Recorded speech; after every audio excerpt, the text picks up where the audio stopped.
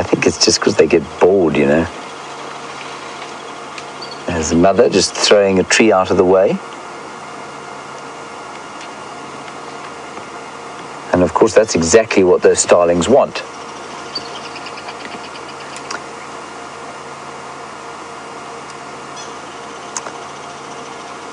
And she's moved that tree, and that's exactly what the starlings want, because she will unearth a whole lot of grubs and insects that they can then go and eat.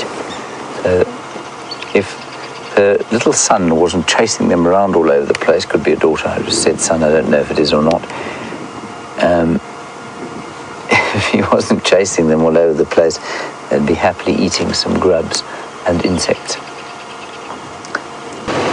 Fairly similarly, people have been similarly confused about whether or not he has a sense of humor. So that's where that comes from. And my mother has a similar taste in humor, but she's not as quite as sarcastic or offensive as I am.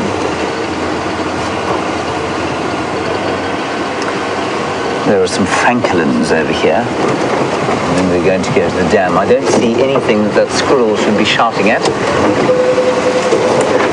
We're also not too far from the hyena den, but I think we'll go there a bit later.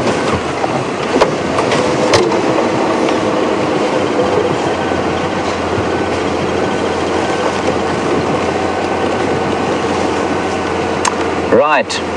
Very, very nice question and comment from Alistair in Johannesburg, my old hometown. Alistair, very astute. You say, of course, World Wildlife Day, which is today, was introduced by the United Nations in order to raise awareness of wildlife, plants, animals, and all the other biota that live out here. And you want to know about jackals specifically and why we don't see them here, or do we see them here? Alistair, hold that thought for exactly 15 seconds.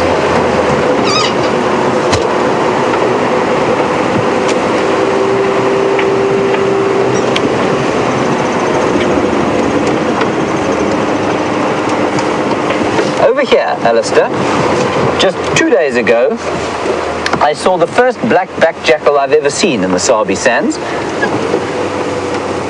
And it came bucketing in, and it stole some meat from a kill that hyenas had already pilfered from 12 wild dogs, and almost with impunity. They didn't nobody paid it any attention. They were too busy fighting with each other, and the black-backed jackal leapt in, took a bit of nut and ran off, and then came back, and he was knocking about here, and it was the most fantastic thing to see.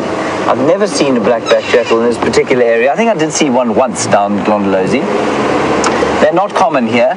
We do get the side-striped jackal every so often, which is a slightly, population-wise, is much less common than the black-backed. I'm not sure why we don't see so many of them here. It might be that they're in a sort of transition zone where, between where the two species replace each other. Certainly down south towards Natal, you get largely the side-striped jackal and not the black-backed. But up where I used to work at Ngala, which is not too far from here, just the other side of the Manyeleti, every single clearing there had a pair of black-backed jackals in it. And they were wonderful entertainment. So, no, we would show them if we got them. So, Brian, if you just put the camera over there, if you don't mind. That's the kind of clearing that a black-backed jackal pair would live in. And this chap was on his own, so I don't know where he came from. But it was wonderful to see him. I got very excited indeed. Nice question. Thank you, Alistair. Here we are at the water. Brian, what do you think is going to be here? Right. Yeah, hippo. Is that a hippo? Out of the water in the sun.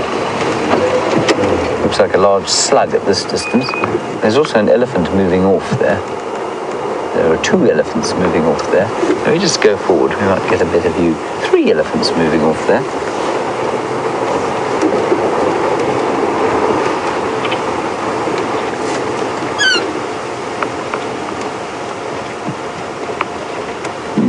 That's an interesting one from Janet in Boston. Let's just have a look here. That hippo is going to be difficult to see. Sorry. Anyway, he's kind of below a lip there. Some waterbuck coming down to drink. So let's just have a look at them. More squirrels alarm calling. Probably at nothing. Maybe at a black-backed jackal. Very nice view of the water bucks. Janet, you want to know if elephants prefer, this is quite an interesting one, elephants prefer trees that have got insects in them to eat. In other words, would they select branches that have insects on them? Presumably, Janet, you're suggesting that they might like to eat insects. I think it's possible, Janet. I don't know for sure, except to say that what they do, elephants, is break off branches and then shake them out. So maybe not. Maybe they try and avoid the insects. Maybe they don't have the stomachs to digest things other than sort of herbivorous material. But I wonder if they wouldn't maybe suck on the odd bone, and I know that they engage in geophagia, so they will sometimes eat stones and that sort of thing. So it's quite possible, Janet.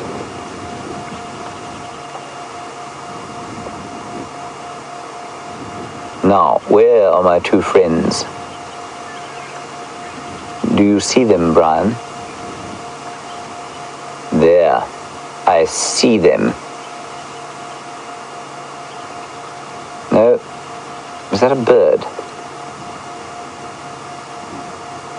I'm looking for a crocodile, everyone. It's an island with birds on it. It's not a crocodile. There were 2 crocodiles in here at one stage, verified by Brent Leo Smith. And there's also a squirrel going ballistic in front of us. So I'm just going to sit here for a little while. Lisa, roll on me. You sent through a question which I have now forgotten because my train of thought was completely arrested by the thought of looking for some crocodiles. So I'm sure it will be returned to my right ear forthwith. Here's an interesting one. You want to know why African people have not domesticated buffalo for consumption? The reason, Lisa, is because they're not domesticatable. Lisa, Africa is full of animals that have evolutionary equivalents in various parts of the world that might be considered domesticatable. Buffalo, horse, zebra. They've never been domesticated. And the reason for that is that we evolved in Africa with those animals. And what that means is that since we climbed out of the trees, since our ancient ancestors climbed out of the trees, they've been flinging stones and sticks and killing and beating up all of the animals out here, and that's why they have a natural fear and propensity to bash us if we go anywhere near them. Now, the same cannot be said, for example, a really nice example would be the ancient ancestor, or the, what is that? Right?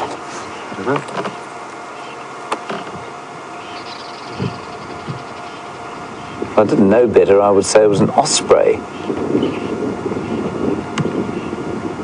Can't be. That's what the squirrels are alarm calling at. Everybody, this is fascinating. I don't know what that bird is. Let me get out my book. So, Lisa, basically the answer is that the animals here are not domesticatable. They evolved with people, and therefore they show a disturbing propensity to homicide if you go too close to them. Buffalo, great example. Zebra are vicious, for example. The Bushmen came close with something called they came close with something called an eland, which is a very large tragelaphid or kudu-like antelope. I think that's a bat hawk, Brian. I can't believe that. Everybody, help me out here, but I'm pretty sure that that's a bat hawk. Except the feet are the wrong color. The feet are definitely brown. So maybe it isn't a bat hawk. But what we're looking at is a very skinny head. It's got white underfeathers. So I think it's probably a juvenile given its mottled appearance. It's got a long beak. Very obviously long beak. Not a true eagle. See, it's not feathered all the way down to the bottom of its feet. That is astounding. There's the bat hawk, Brian. We will show you these pictures, everyone, but let's just keep an eye on the bird for now. He's got that little bit of white behind his head. I'm just going to keep looking. A bat hawk is also 45 centimeters. That's about 1.5 feet. Do you think that's about the right size?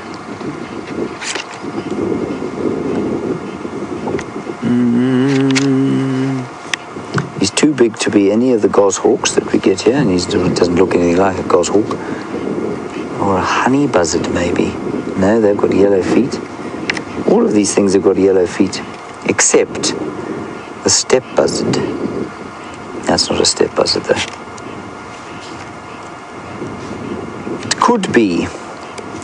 It could possibly be a juvenile fish eagle. Maybe 63 centimeters, what do you think? Maybe.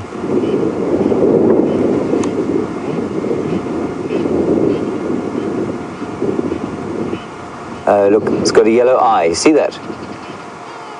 It's got a yellow eye. Very obvious yellow eye. It's a juvenile brown snake eagle. It's not nearly as exciting as I was hoping it was going to be. Damn it. Oh well. I'll show you a picture, everyone. And I'll show you the bat hawk as well. I was really stretching for the bat hawk because I was hoping it would be a bat hawk, but it is not.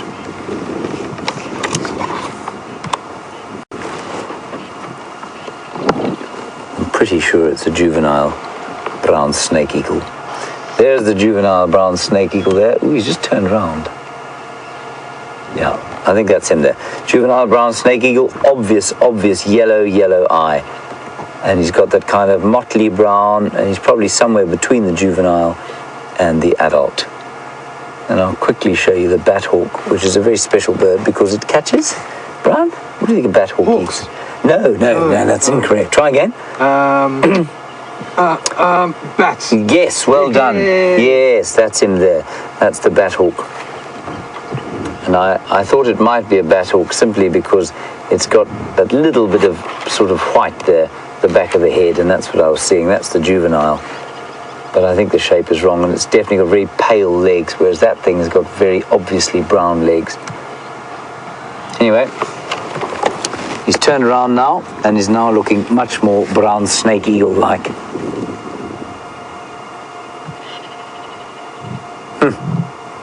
Oh well, you know, you live in hope, everyone. You live in hope. Okay, we're going to leave Sydney's waterhole here where there are a couple of waterbuck having a drink.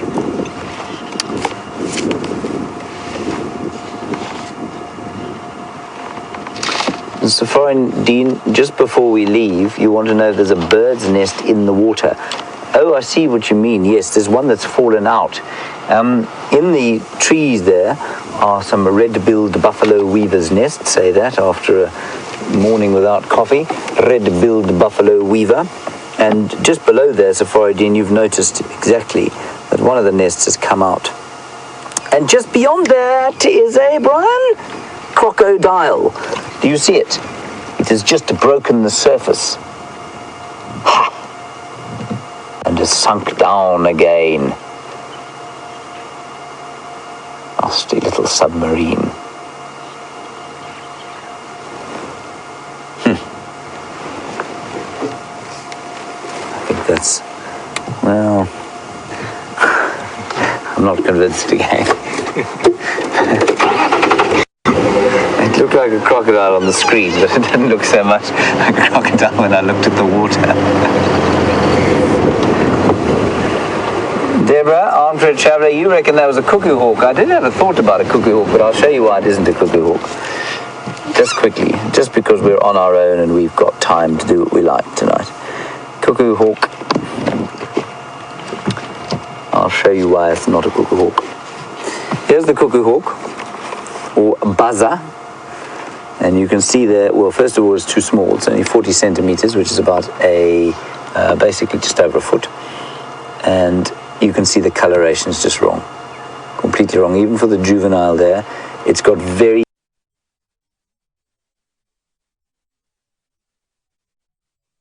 mostly brown legs. And this thing's got yellow legs and a yellow cere, which that one doesn't have. So no time, you know.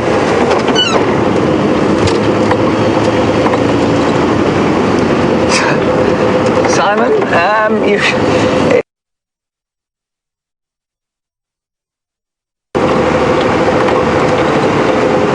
definitely something stuck in the tyre. We're not going to worry about it there. No time, you know.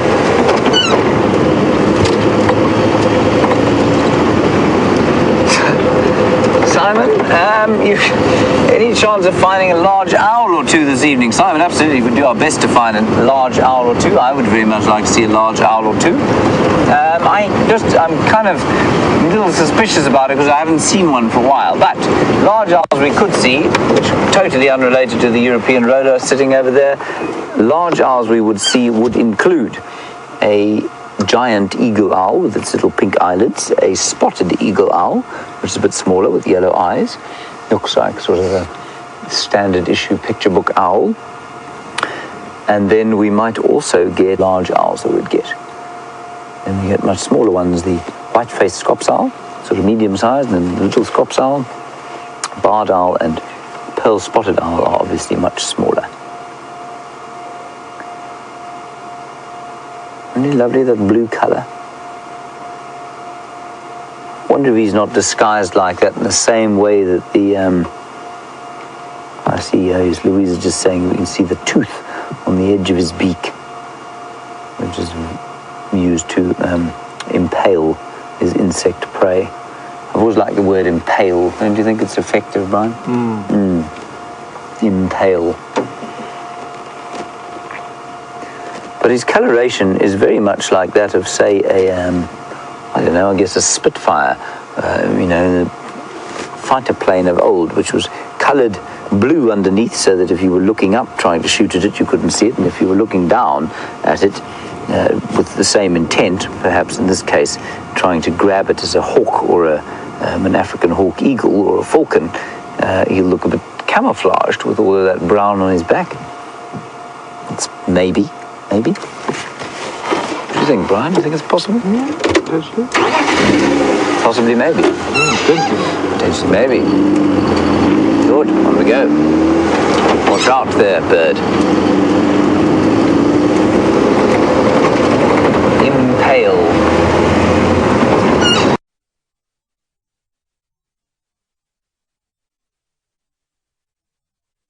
Watch out there, bird. Impale.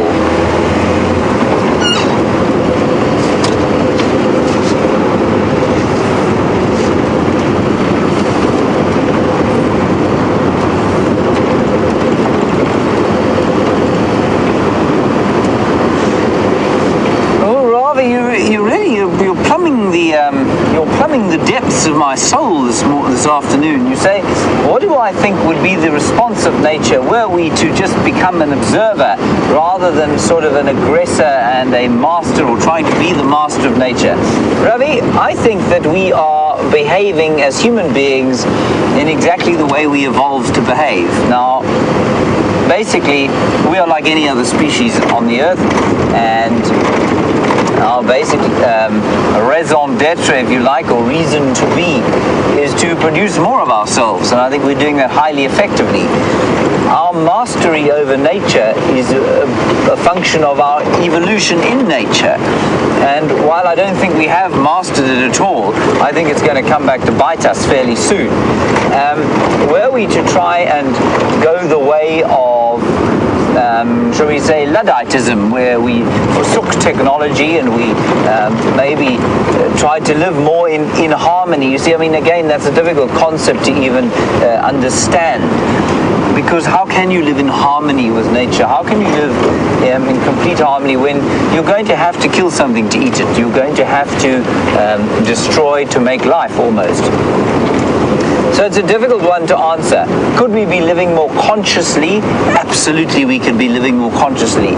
And would that have a positive effect on ecosystems around the world? I've no doubt it would. But are we living... Look at those, Brian. Beefaloes going across the road. But are we living in a manner that is contrary to our nature?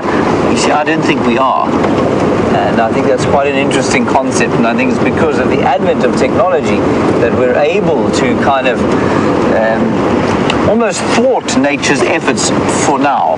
Does that answer your question, Robbie?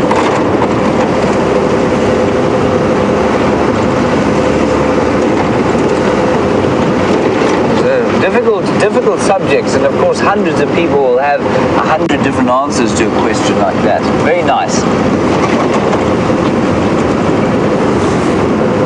Luke the Duke. An interesting question. We've just been past the site of the abandoned leopard kill, and you want to know why on earth a leopard would abandon it. Pressure, simply pressure from other leopards, hyenas, humans, you name it. We haven't driven in there, nor has anyone else driven in there, so I don't think it's human beings. But certainly there were some hyenas around there when I came through the other day, and they would have lain about underneath the kill there. Maybe he just thought, you know, I can go and catch something else without the pressure of cars driving up and down the road the whole time. I mean, the traffic that we provide on this road is negligible compared with the up and downing that goes on between drives here. So I think he probably just decided it was a bit noisy and unpleasant for him in his dining room, and he was going to go elsewhere. I think that's what it was. There are the buffalo coming across the road. You can just about see them.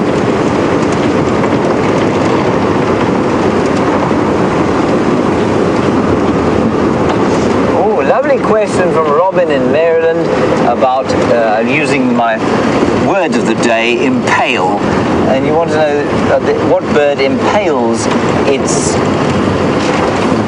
prey on a thorn or on a barbed wire fence. The bird you're referring to, of course, is the fiscal shrike or Jackie hangman bird. And it is it's a shrike species, obviously. That's why it's called a fiscal shrike. And while we just drive through these buffalo, I'm going to stop for them again because we did have a long look at them earlier. The fiscal shrike is a black and white bird that likes to, it'll catch, say, a large insect and then stick it almost like a pantry onto a thorn or onto a barbed wire fence if it lives in an agricultural area. And it's called now a common fiscal. It's not even called a shrike. There's a little one, Brian. There's a tiny little one. Don't run away, little one.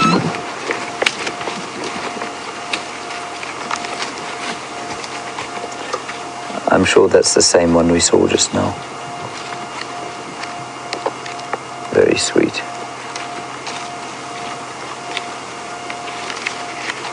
Looks deeply confused with life, and already, as Louise is pointing out, its horns are starting to erupt, and it's still so little. Probably only, must be maybe a month old then if its horns are coming out already.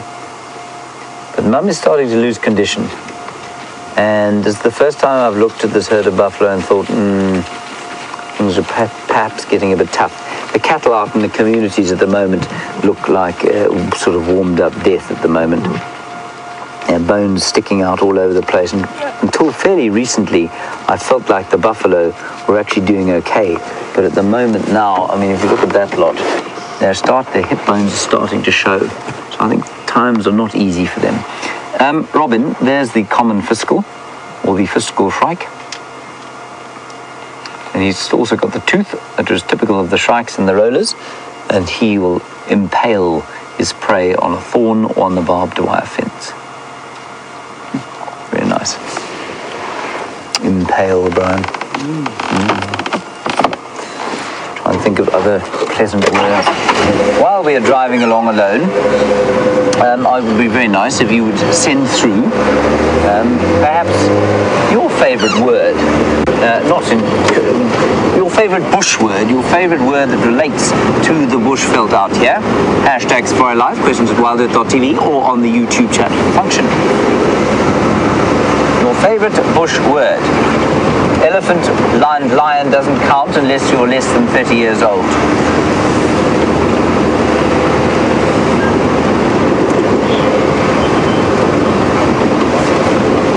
I'm going to get to your question now. I'm just going to quickly listen to the radio. Yes, they've been really close. We're by Shore Road. And there's some lions on Torchwood. Torchwood is the reserve to the east of us, and we are not allowed to go there at this stage. Laura Craft, you want to know, do I think all animals see in black and white? Animals don't see in black and white so much as being color blind. Now, I think Brian, it was you who was telling me that it's greens and blues more that they see. And things like red, for example, are almost invisible to them. Well, certainly the reds or chestnuts of an impala or a nyala will be very difficult for a predator to see. But it's a variation, Laura. It's not a blanket kind of color blindness. What happens is that if nocturnal animals, for example, will be almost completely colorblind, and that's because they have a ratio. There's a ratio of cells in everybody's eye. If I do lose you through here, I'll carry on the conversation as we go through. But basically, you've got two kinds of cells in your eye, rods and cones. Rods see light and dark or contrast, cones see color. Now, I don't know the mechanism by which all of that happens, but basically the amount of color you can see depends on that ratio. So animals that don't see well at night, like us, and like many bird species, here are more buffalo, which we will just gently ease past. Hello, BBs. So Laura, animals that don't see so well at night, like birds and us, see well in color. Animals that see very well at night, like lions and hyenas and leopards, you probably find are almost completely color blind. Now, in between that, I think you'll find a continuum.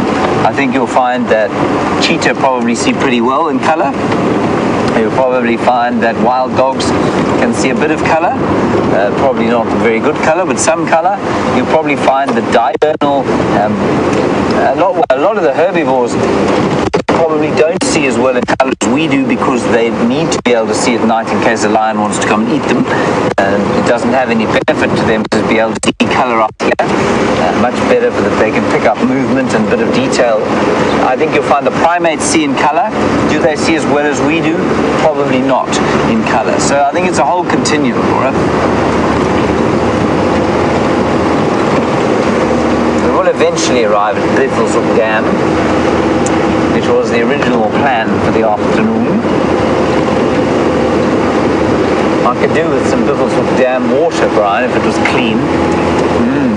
You don't have any water with you, do you? You do. Might I have a small sip? Thank you so much. I'm just...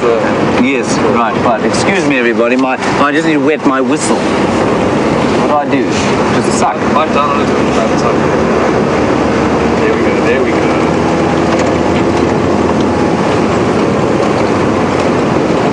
Brian, thank you so much. You're welcome. Buffalo. More buffalo. Yes, hello. You're deeply aged. Yes, I know. Yes, I'm talking to you. Yes, absolutely. I think you offended him. I think I did. I think he was deeply offended by me. Did Louise say something to me? I'm not sure if I'm hearing her. Louise, please do a communications check. Oh dear. Ah, there we go. We've got her. It's all okay. All right, enough of buffalo for today. Sorry to offend you, old fellow, but you are quite old, really.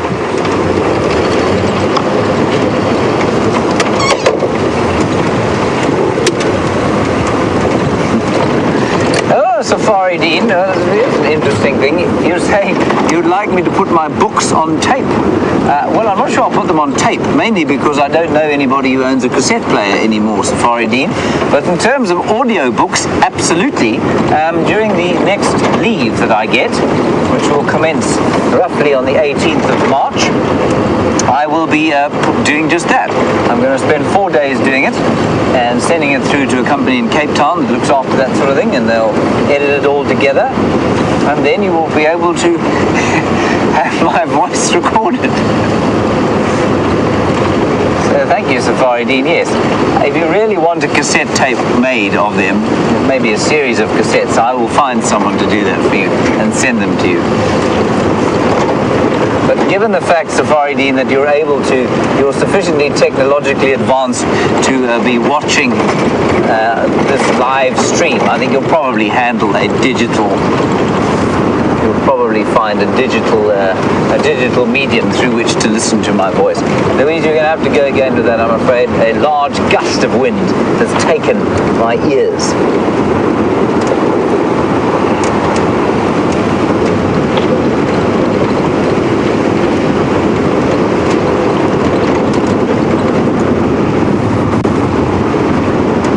Right, there are some zebra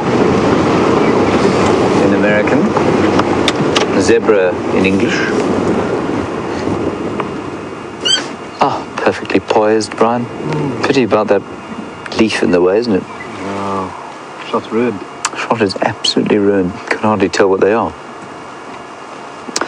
Now, very interesting question, of course, about the colour. And Laura, you were chatting about the colour.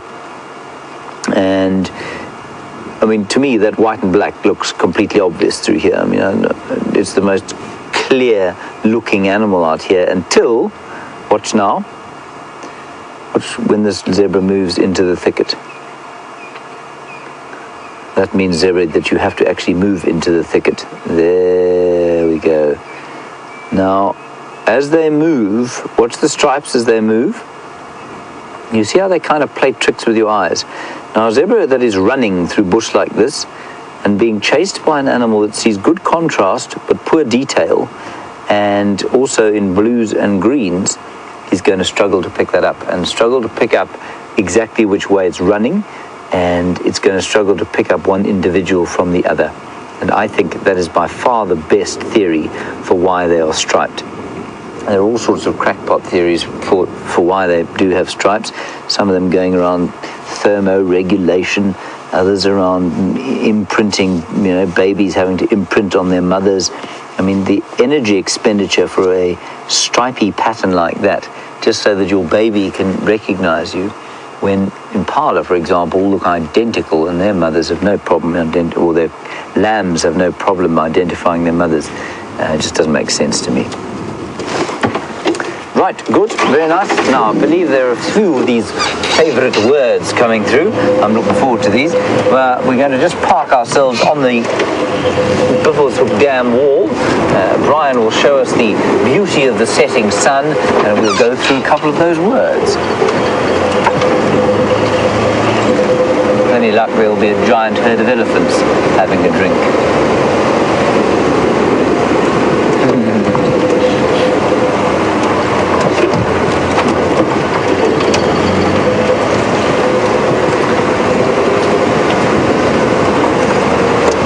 Bethany, apparently you say I think it's a wonderful word. I love this word too. You say your favourite bush word out here is Ziziphus. Ziziphus, I think Ziziphus is a great word, and I think many of you said that you thought Ziziphus was a good word. Nigel, I think you said tranquil. Very nice, also very nice. And then Susie, you said lalapansi. Now, lalapansi is the Zulu word for sleep, or go to sleep, lie down, sleep down. Ooh, we have action, everybody. Two saddle-billed storks winking, hunting at the waterhole. You just ease my way onto the dam wall here. It'd be very nice and Buddha would just show his face here. It'd be marvelous.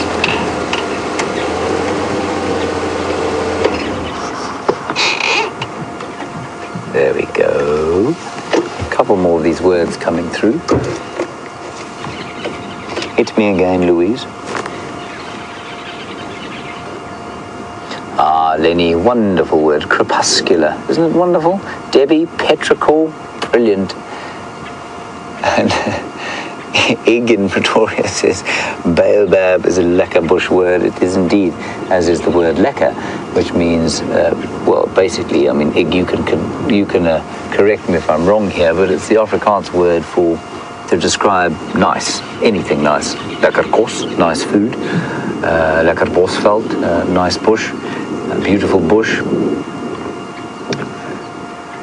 Chris Rowe, you say shoo. Sharon, I like shoo as well. Sharon, you say Serengeti. I think it's a beautiful word. Serengeti. Just conjures up all sorts of images, doesn't it? Karen, the Zimbo. Karen, I've missed your word. You're in London. You're a Zimbabwean in London, and your word is mushi. I'm not sure what that means, but other than trying to make a husky run. Or mushy. Or mushy. Something's mushy. Ah, yes, maybe mushy. Thank you for that, Karen. Perhaps muhle? Ah. So these are saddle-billed storks, endangered species. I was hoping to see one of these on the school drive. Naturally, they flew off before we came live. And Safari Dean, your favorite word is sibambili. If you could find out what sibambili means for us, Safari Dean, that would be great. Now look, I was just reading about storks and their feeding. I've been terrorizing everybody at the lunch table for the last few days, reading a book called Ornithology for Africa, and reading about the feeding, different sort of feeding mechanisms that birds have. Now watch these storks. See how basically they are almost attempting to disturb the fish, and then they will peck down, and some birds will impale fish, so there's that word again, will actually drive, sort of harpoon them, drive their beaks through the fish's side, through the fish's flesh, and then pull them out again. And others like these are actually able to feel the fish.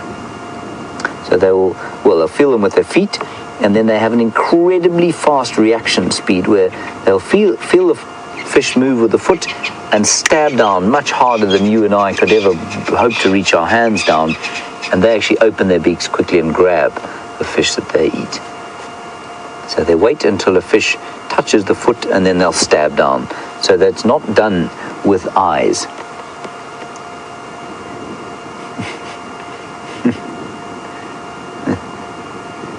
Rusty Pipes, I think you're asking this on behalf of Scott Dyson. How do you say, can you believe it, in Swahili? I don't know, Rusty Pipes. I'm no idea how to speak any form of Swahili. And you can see some movement in the water there. There'll be terrapins, and there will be the odd catfish, I imagine, just coming out of the mud. Right, Brian, a quick look at the sunset, perhaps, before we press on to find the great number of leopards that we're hoping to see during the course of the afternoon. Nikki and Scott are out, actually, at the moment, trying to track, so were there to be a leopard, we would know. Ah, yes, Penny Pine.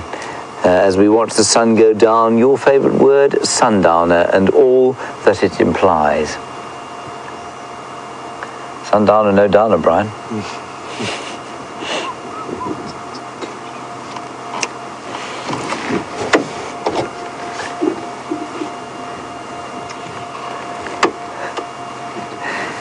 Carol in Nebraska, of course, you've come up with the ultimate safari word, favorite word, that being the word Hendry, which is, of course, synonymous, you say, very kindly, with a good time. Well, I'm glad you think that, Carol. I'm very grateful for the fact that you think that. Little breeze coming up out of the southeast now. We're going to move down into this dip here. Let's see if we can find something of interest. I'm still waiting for Mvula to pop out here at some stage. There's a grey go-away bird there, and he's been sitting in this tree for the last little few days. And of course, while we're sitting there watching the beautiful grey go-away bird, Brian, do you think it looks like anyone in particular? Yeah, maybe. Who, Brian? Do you you think somebody whose birthday it might be today? Potentially. Who? Maybe Stefan Winterboer. It looks a little bit like Stefan Winterboer, doesn't it? Steph and Jamie also. It's definitely not good looking enough to be Jamie. But Jamie and Steph share a birthday today. Jamie, of course, is now... well, I'm not allowed to tell you how old she is, of course. That would be rude. Stefan is, well, he's reached the same age as I am now. But, we don't mention either. Now, that very spectacular little bird, very clever bird, is eating the buds off that acacia tree. So where the giraffe and elephant have taken the leaves off, so those leaves have tried to recover and they've put out buds. And very nutritious they are for the grey go-away bird, which you can hear saying when it was compared to Steph Winterboer. Steph, of course, does not have hair like that anymore. He and I both suffer from, well, you know, we suffer from general hair loss. It's a sad state of affairs. Brian, you don't have the same problem, do you? No, not currently. Brian, of course, has the hair of the Birmingham boys. Long locks.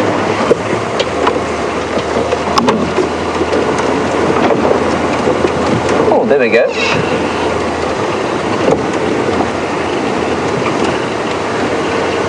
Chris Rogue, you say the loggerhead bird or butcher bird in the United States also is a, well, very like the shrike, will impale its prey on thorns and on fences.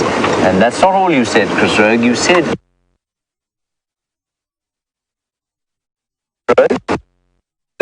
Thank you. Run out of signal.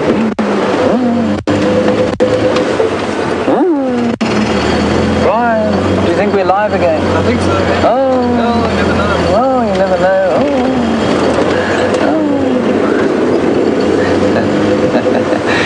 That was just for Louise's benefit. Chris Rogue, like I was saying, happy birthday to you, long-time loyal viewer, and we appreciate your time and your questions. So happy birthday to you. I hope it's a good one. I hope you eat lots of cake and drink much champagne.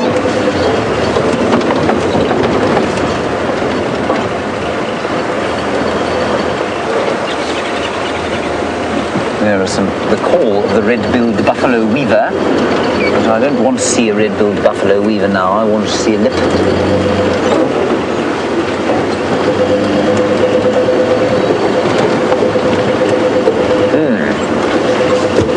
Robbie, this is an impossible question to answer.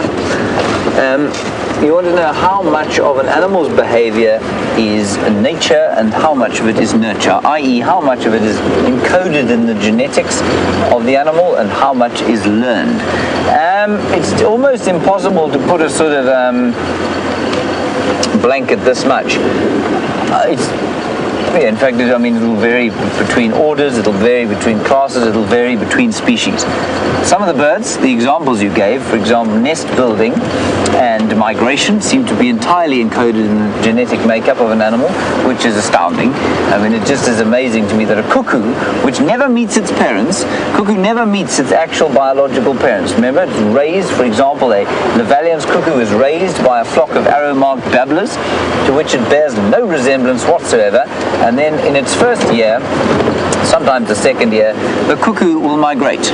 Overseas, off it'll go. It's never met its parents. No one's told it where to go. Nobody has indicated that it should go at all. And its babbler family will stay behind to overwinter at home, and the cuckoo will disappear overseas. And it is utterly astounding to me that that is encoded in the genetic makeup.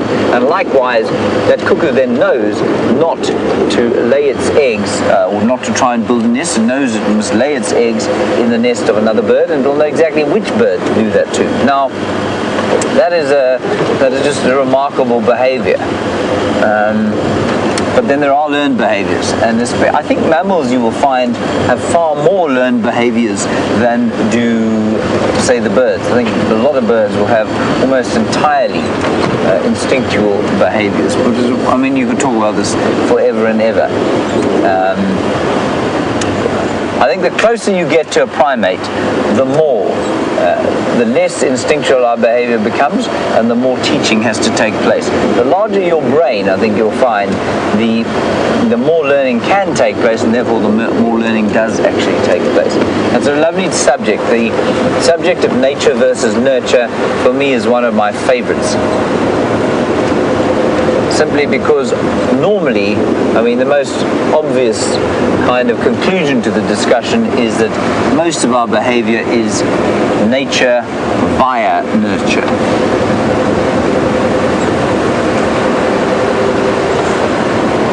Now, Karen Zimbo in London, you say you saw grey go-away birds eating a certain kind of berry, whose name I did not hear.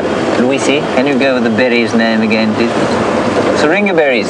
Syringa berries, of course, the syringa plant is a plant that was come from India, that lives in South Africa and obviously in Zimbabwe, probably lines the streets of Harare. And it has a delicious smelling blossom in the spring, and then it produces a foul berry that is toxic to a human being, certainly. But you say you've seen grey go-away birds eating them. I suspect it's just because they don't have a digestive system that is affected by whatever toxin it is. Remember, lots of animals will have different digestive systems, and you look at something like a porcupine or a black rhino, which can eat tambuti. Tambuti, of course, is totally toxic to human beings. You can't even cook on the meat, at least on the wood, without causing death in a human being. But those animals can eat them. Brian, look at that beautiful picture I found you. Oh, thank you. Yeah. I do what I can for you, Brian.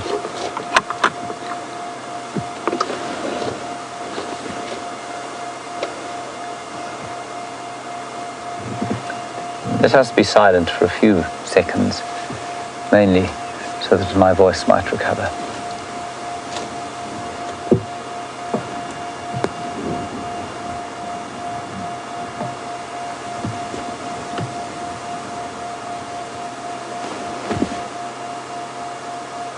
Just listen to the wind. Take a deep breath in through your nose, maybe try and focus on the screen or shut your eyes and just inhale deeply. And try and smell a little bit of this ancient land. Try and get some of the ancient dust of Africa into your nose. Let it infuse you with a piece of this wilderness. That is, of course, why I live out here.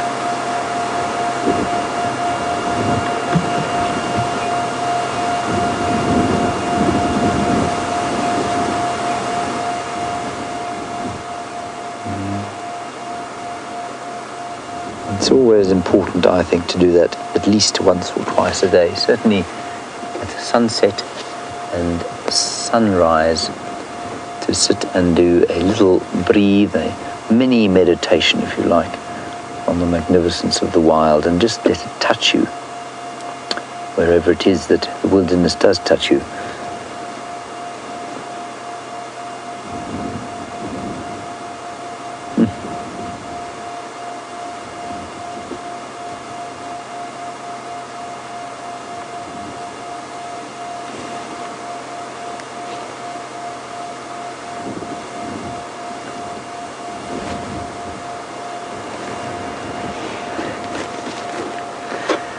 Alrighty, everyone, let's carry on along the road here. And we'll keep looking at the sun as we go.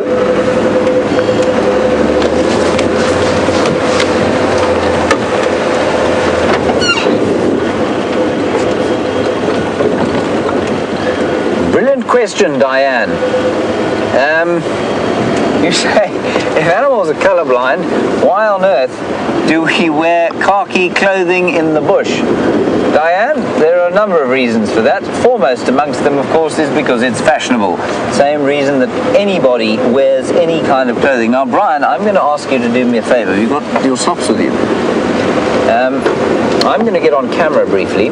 Brian is wearing a color that is very popular at lodges around here. Now, would you mind, Brian, walking just gently behind that peltiforum bush there, and I shall film you. I would do this, of course, but I am not wearing the same color as you. Now, I will be off comms, Luisi, so you'll have to get hold of me after this. Right, everybody. Brian will be relatively in focus, not very, of course, but relatively. Right. Now, this is important. Highly important experiment we're doing here. And I will walk the same way. Right. Brian? All right. Right, off you go then. Right, there he goes. Now, there is Brian. Just you keep going, yes. Very good. Now, what can you notice there? That's perfect. What do you notice, everyone? You notice the color of his shirt. Right, come back, Brian. Thank you very much. Here he comes. Look at his marvelous athlete. And the man is like watching a Greek god run. Okay, now I'm going to do the same thing.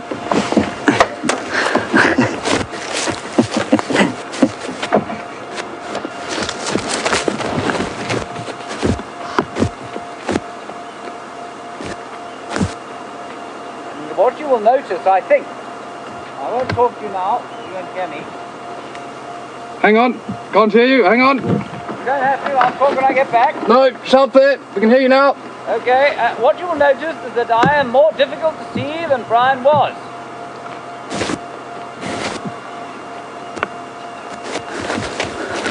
Bennett.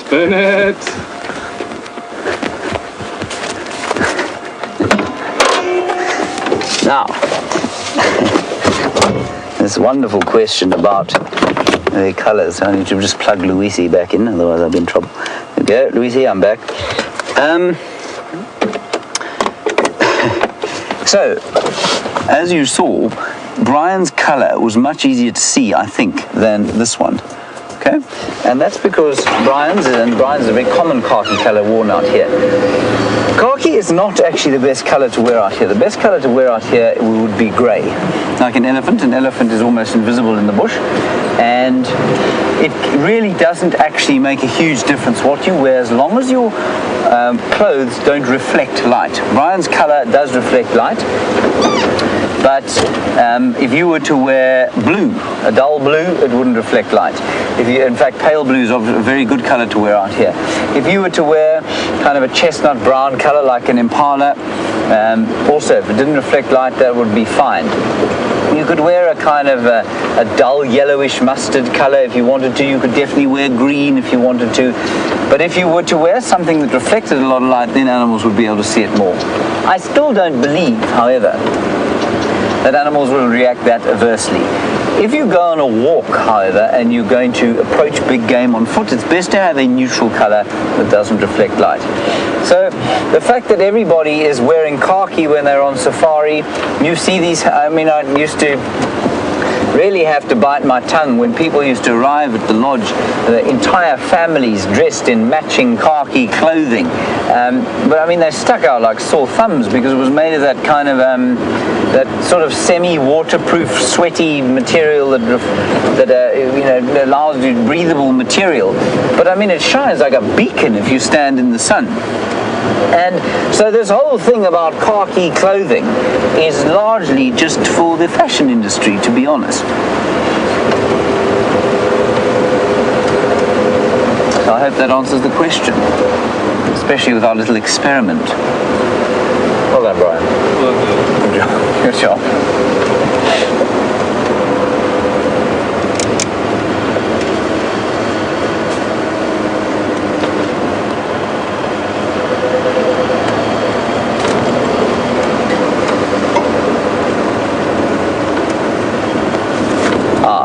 Actually, you're asking about the road system, and you say it looks like it's. It looks like it's in grids, basically. If you look at it from the air, if you watch it from the drone, obviously you've been watching some of Andrew's drone footage. Let's just quickly look at this waterbuck over here, only because this is the only antelope we can find. Hello, waterbuck. How are you? Don't run away. A little closer along the road. Oh, Brian, look at them. There's a whole plethora of them there, too. The roads are straight like that, actually, because of the cut lines. So the cut lines are the boundaries between the farms, And so those are those straight roads that you can see that look like they're parallel with each other. Then the loopy roads in the middle of the reserve are decided by the landowners. So they'll put them wherever they think the roads are going to take them through the best game viewing areas.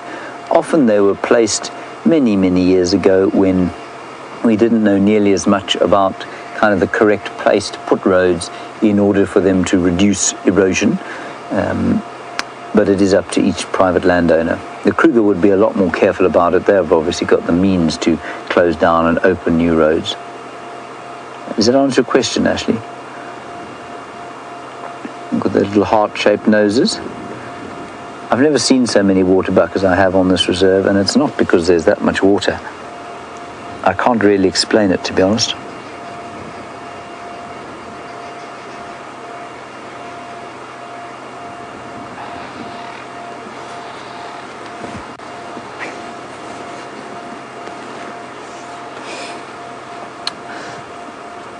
Now Shaz, you're in Memphis and you are worried about natural redheads and how they would be seen in the bush. Well, there's actually quite a really good answer for that. I mean, I was thinking about making some sort of facetious comment about redheads, but I'm not going to. Shaz, redheads, of course, are exactly the same color as female Nyala, basically. Well, depending on your shade of red. You could be deep l'orange all the way down to a fairly dull auburn. But either way, remember how many animals out here are exactly that color. The impala, the nyala, what else would be that kind of orangey color? Impala and nyala are the most obvious ones. I mean, you could go as far as a kudu, I suppose, if you were just slightly red. But those colors are brilliant out here because they are... Well, they're brilliant because they're red, and if you are a predator like a lion or a leopard, you don't see red. It's almost impossible to see red. You see those blues and greens, and the red is not obvious at all. So it's actually a really good color to have red hair out here in the bush. That said, I was at school with a fellow who had red hair so red, I think he's currently being used as a lighthouse somewhere in the Cape.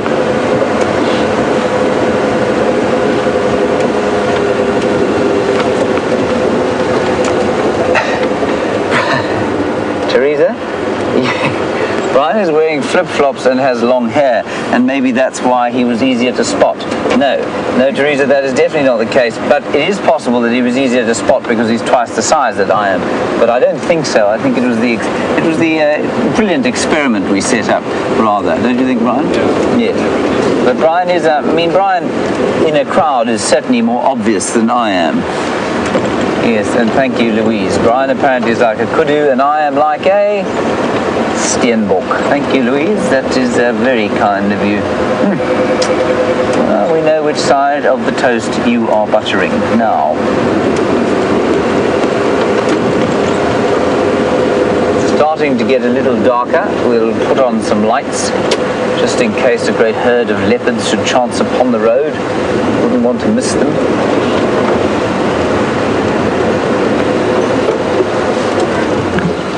Now, that is interesting.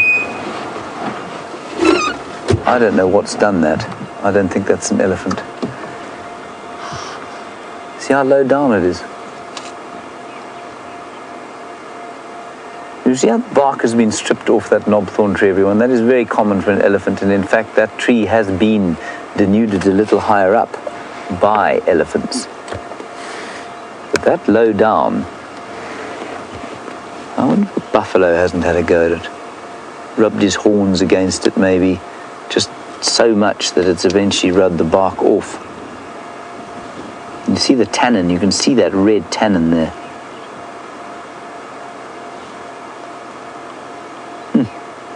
It's quite unusual. I can smell waterbuck. Waterbuck smell like sort of musky horses.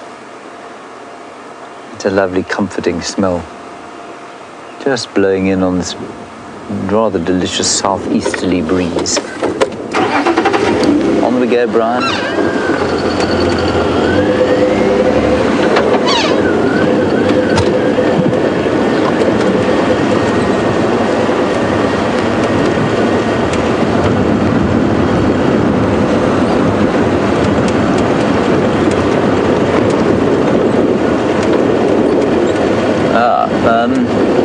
Wendy, you would like me to go past the bush baby nest that Scott had yesterday. Yes, I think we can probably do that, if I can find it. I know it's on Zoe's Road, I'm just not sure exactly where. I'll try and get hold of Scott and find out from him. We know of 3 bush baby nests on the reserve, but we can definitely try and find the one that Scott went past. We're at the other end of the reserve at this stage, but we'll go around that way. Good suggestion, thank you, Wendy. In Snowy Fishes, Indiana, is that what it's called? I believe there's a place called Snowy Fishes.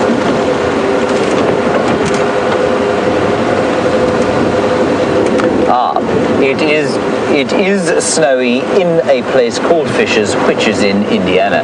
Thank you very much. Wendy, I hope it warms up a little for you there. The weather today was just positively marvellous here. It wasn't too hot, was it, Brian? No. Unlike the cooking of the midsummer. Let us head down this road into the setting sun, the last embers of the day. Janet, has this summer been hotter than normal?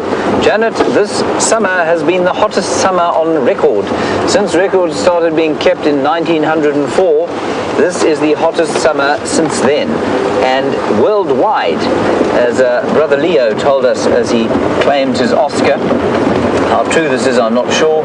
Apparently, this year was the hottest year on record in the world ever. So, I'm not really that surprised that we're having a big drought. It regularly hit above 40 degrees here, which is sort of 102, 103. And that would be relatively okay if we'd had any rain, but of course we haven't.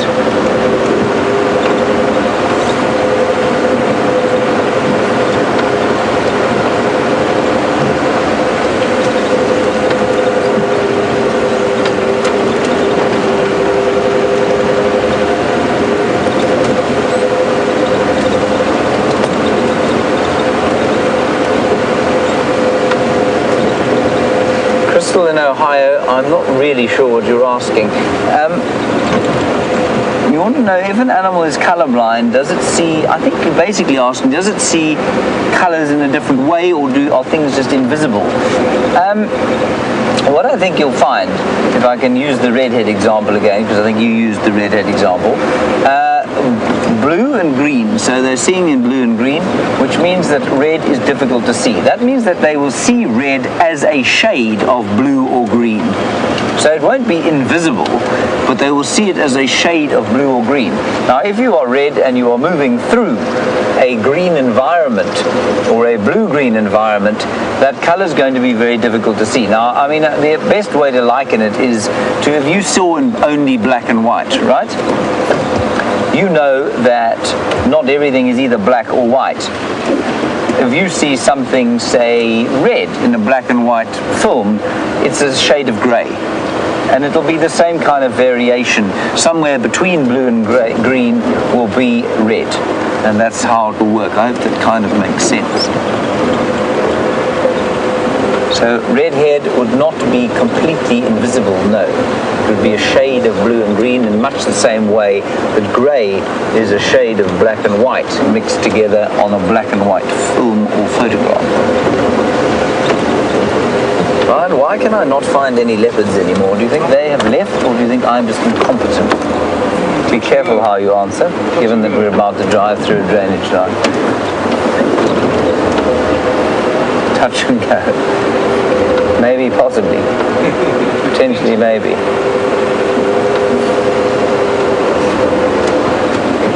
We will go to that bush baby nest now. Now, Louise thinks she is deeply amusing this evening. She says, Steenbok don't find leopard, leopard finds Steenbok. Louise, dangerously close to a frog in your bed.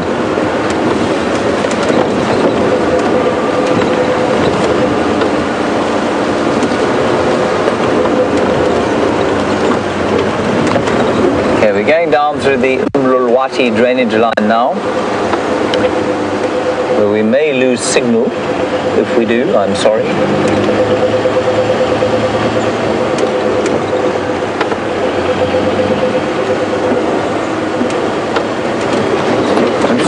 and get hold of Scott quickly and see if he is still mobile, and if he is, I just want to try and find where that bush baby nest is for Wendy. Scott Dyson, do you copy? Good evening, James. How are you? Good evening, Scott. I am fine, thank you. I want to know, please, where that bush baby nest was on Zoe's Road. Wendy would like to know.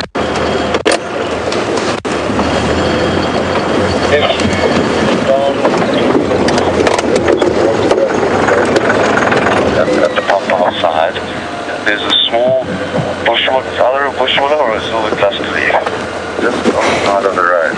I'll come there now and I'll meet you there now. Good grief. Okay, copy, thank you. Scott is going to meet us there, everybody. He's going to tell us. He's going to show us exactly where it is. Perfect.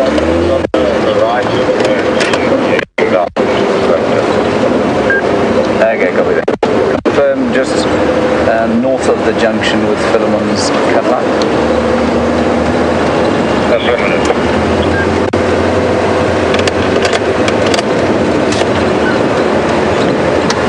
Right, I think we should be able to find the bush baby's nest with the help of Scott.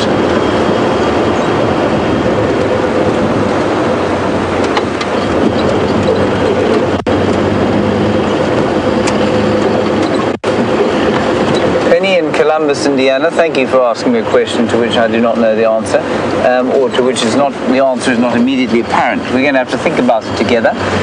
You say, are there any animals out here that imitate each other's behavior?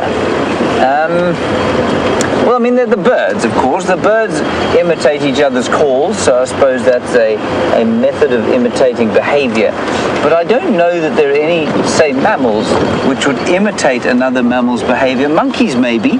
Monkeys might imitate other animals' behaviors. Really? Yeah, it's on the road. You missed it. Just slid it away. Is it gone? Yeah, it's gone. Oh, there was a snake, everyone. Which side did it go? It was a big one, Brian. A little snake. Just scuttled off in here. That is very poor of me that I didn't see that.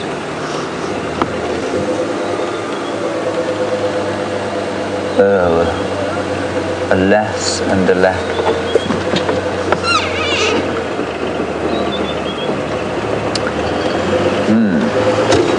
Sorry about that, everyone. It would have been a nice sighting. Alas and alack. So, let me just talk to Scott. Go ahead. Talk about a bit of describing the location. Head from just as you go, maybe 5 of the road. What's going on? Okay, copy, thank you.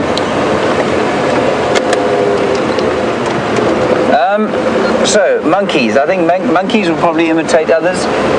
They probably imitate human behavior when they're about humans. I would think, again, the closer you get to a human being in an animal like a chimpanzee, they will be able to imitate human behavior. Would an impala ever imitate a kudu? No, I don't think so. I don't think it's possible. Would a leopard ever imitate a lion? No, definitely not. Interesting one.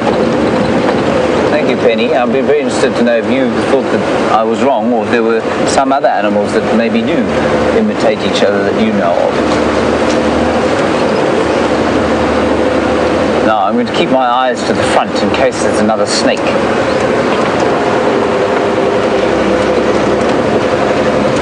We know now where the bush baby nest is, and we are on our way there. Wendy, do not go away. Do not leave your screen for 1 second. There is a scrub here. We will have to come back to that scrub here. Or possibly find another.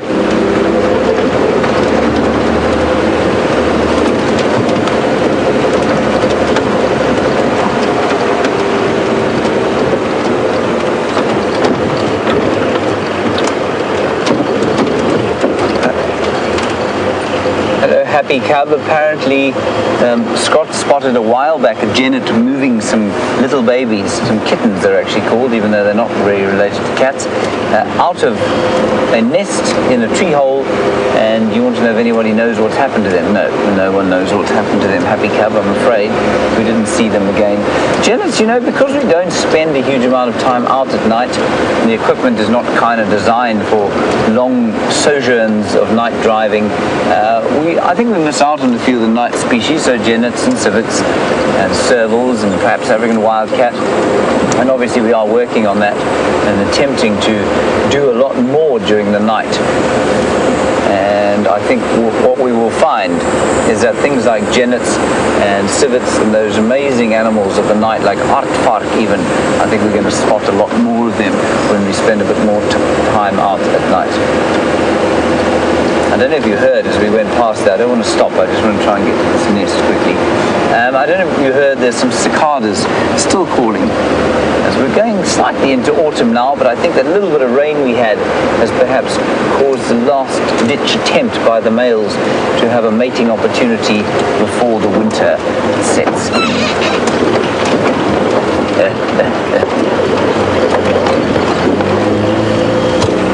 Not too far now. 1 minute. Down this road. Watch the Acacia Berkii.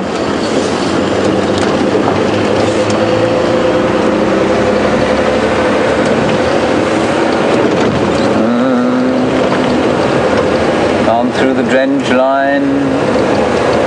It really has been a perfectly temperatured day today.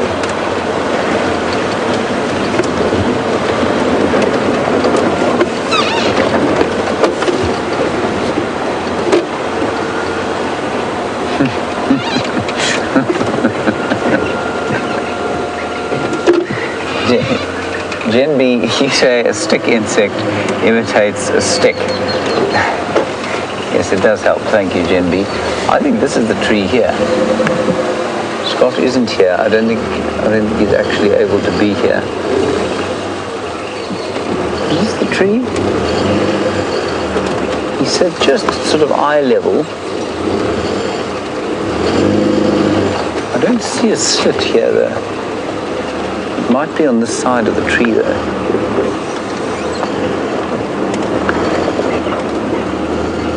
Just ask him once more. Scott, confirm in a knobthorn tree? I don't think so, James. I think it's a silver cluster leaf. It's a small, probably 10 centimeter in diameter tree, and at the first major fork, about 1.5 meters off the ground, that's where the hole is. As far as close, I'd come and show you. Okay, copy, thanks. He's actually a bit far away. He said in the silver cluster leaf tree, that is unquestionably a knobthorn tree.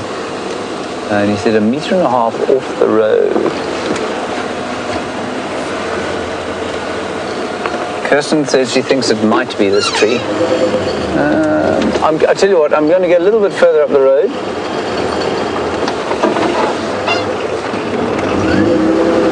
It is this tree. She's not sure.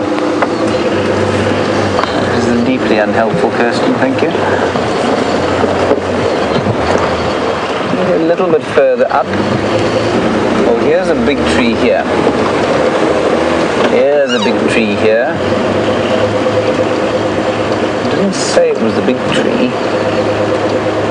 This tree might be a bit large.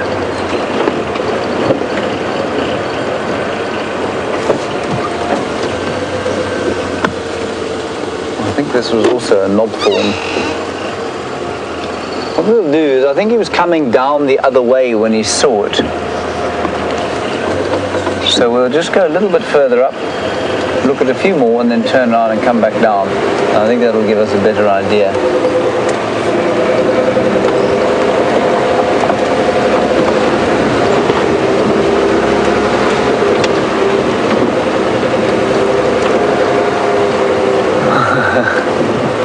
Teresa, you say a pangolin would be nice around now. Yes, I agree. I think anything would be nice around about now. Don't you, Brian? Just some kind of heartbeat, even if it was reptilian. like a snake. Okay, I'm going to just go find a turnaround spot and we'll come back down. Here's a very small cluster leaf. Kirsten, does it look like this tree?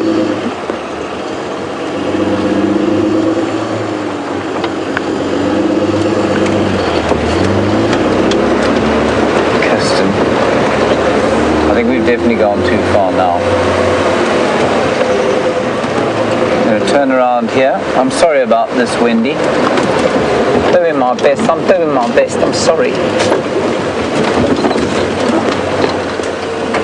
So I'll ask Scott once more. Scotty, confirm only about 5 meters north of the dip. Yeah, 5 or 10 meters.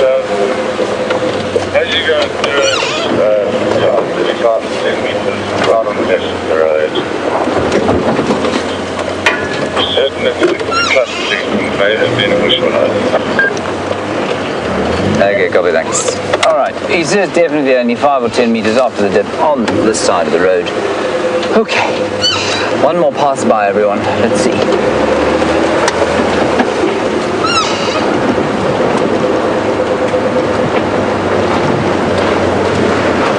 Here it is.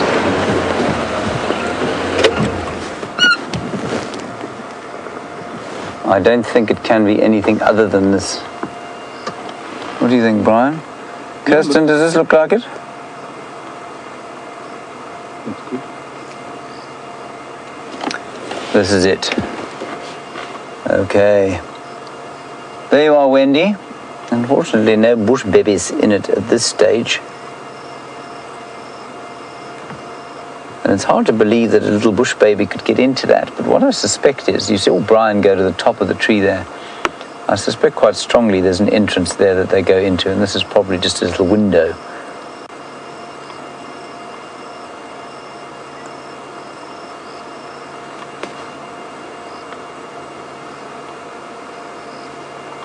Cool. Well, there they are. At the moment, it's just a hole in a tree. That's a pity. It will. Can't win them all, Brian. Sometimes you don't win any. Right, there we go. I'm afraid, Wendy, that is the best I can do on the bush baby front at this stage. We will try and find you another bush baby, Wendy. Fear not, fear not. Be brave and full of light. Come on, Brian, let's find a bush baby. All right. Yeah. Here we go. Yeah. For those of you who don't know, bush baby, a little primate that looks a bit like a lemur. Or Gizmo from Gremlins. And you want a bush baby call from us. Bush babies, unfortunately, the lesser bush baby that we get here doesn't make a sound. So unfortunately, Brian and I can't help you there. They do make a very sort of high-pitched squeal, but Brian and I, of course being men, are unable to make that high-pitched squeal. The thick-tailed bush baby makes a horrific screaming sound. I'm definitely not going to attempt that. Any young viewers that are watching will never sleep again if I make the sound of the thick-tailed bush baby. It is a blood-curdling scream.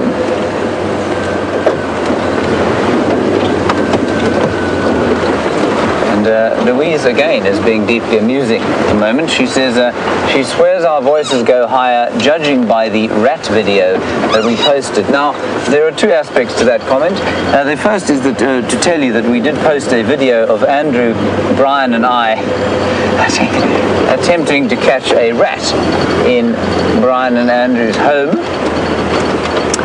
Now, the rat escaped, and the rat escaped because the 3 grown men trying to catch it were terrified, basically, and we made a loud squealing noise. But we couldn't really do that squealing noise again, Louise, because there's no rat to terrify us.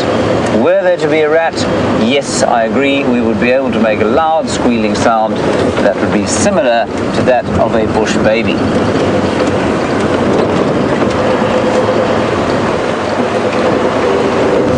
Let's just keep an eye out in the trees here. The trees will be shining, or the eyes of the bush babies will be shining, if there are any around.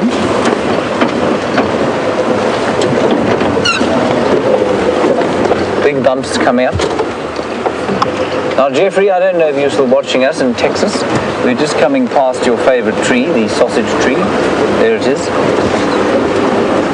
And the sausage tree, I was just confirming today, and is a tree that produces beautiful red flowers and principally fed upon and pollinated by orioles. There are no flowers in that tree this year, I suspect because of the drought, but there are also no orioles in that tree at this stage, obviously.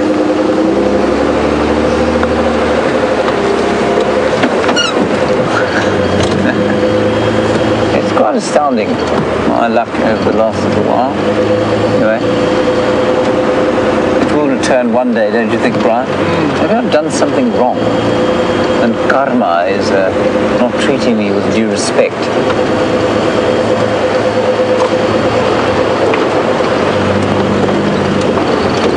A bit of weather blowing in. It's quite a hot day. I don't think there's going to be a storm at all.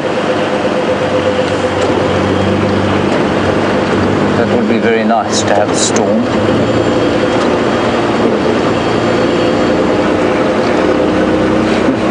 We're heading now after quarantine clearings, hoping there'll be something up there, and if there isn't, we'll do one last pass past the Djuma Dam and see if there isn't something coming to drink under the cover of darkness.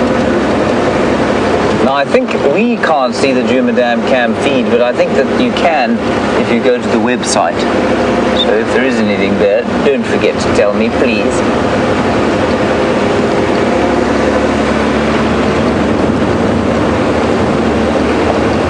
Couple of moths flying about the place. There they go. Can you track a moth with the camera, Brian? No. No.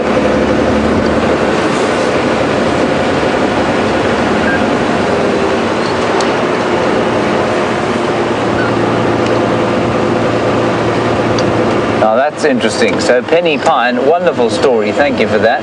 There are a whole lot of impali in blues and greens. So I think these guys will be pretty much colorblind as well, mainly because there's no advantage to them seeing color during the day. Huge advantage to them not seeing color.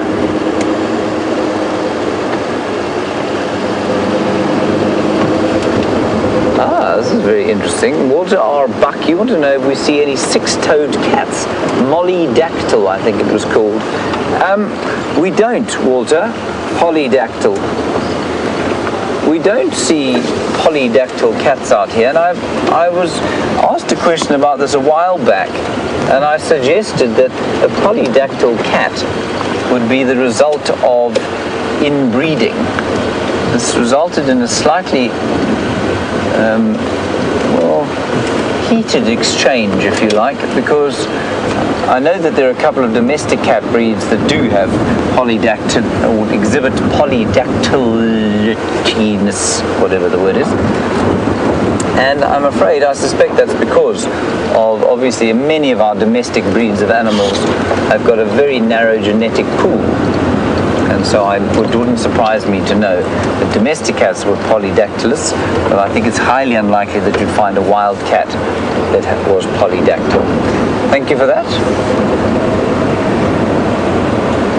It seemed to be a great hive of activity here at the Djuma Pan. It's just amazing how that little bit of rain that we had completely dissipated all of the rain. And he's completely dissipated the animals from this area because they could go off and drink at the pans and the natural collection points of water all over the place. It really does astound me how little it took. Because, of course, during the height of the drought, and I'm sure it will happen again during the winter and during the dry season that we're heading towards, this will be a hive of marvelous, interesting activity and conflict for water.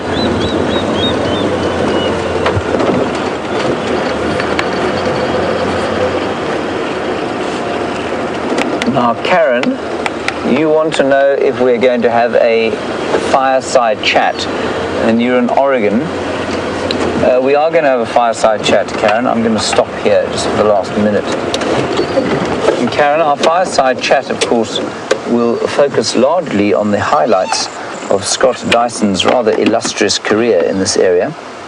A guest appearance will be made with any luck by Nicola Austin. That will be a treat for all concerned. And that will be on Saturday because they leave on Sunday morning. So, excuse me. It will be on Saturday that we have the fireside chat.